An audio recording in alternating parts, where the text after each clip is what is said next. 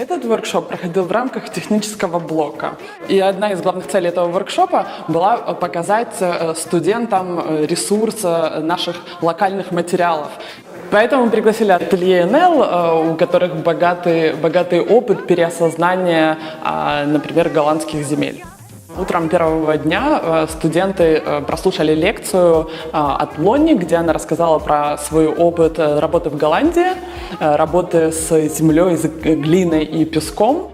I saw that they were very eager to write things down, and we had some very good conversations afterwards. После этого они пошли на улицу, и мы их не объединяли осознанно в команды, потому что для нас было важно, чтобы они пронесли этот самостоятельный опыт, в том числе и психологически, а как это, когда лежит, например, разбитая бутылка на асфальте, но она привлекает внимание, как же ее взять и поднять, и не постесняться, не посмущаться. Потом мы пошли по городу искать предметы, которые нам было бы интересно взять с собой и принести сюда, чтобы в итоге сделать выставку. Но мы до конца не понимали еще смысла этой выставки и ее концепции. And you could really see when they came back that they are super enthusiastic about stories, what they found on the street, or memories, or the colors which they found, and it was really nice. Because they took so much information inside by just taking these small objects and then later connecting them to the places that they come from, to the map, and kind of learning about how the city works and functions and what we can learn from that.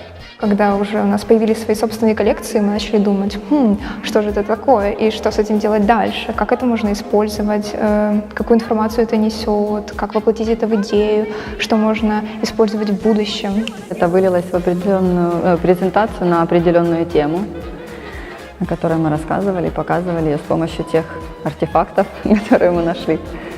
Произошел вот этот вот слом сознания, когда студенты научились мыслить по-другому и видеть не просто мусор, валяющийся вокруг, но какие-то специфические истории.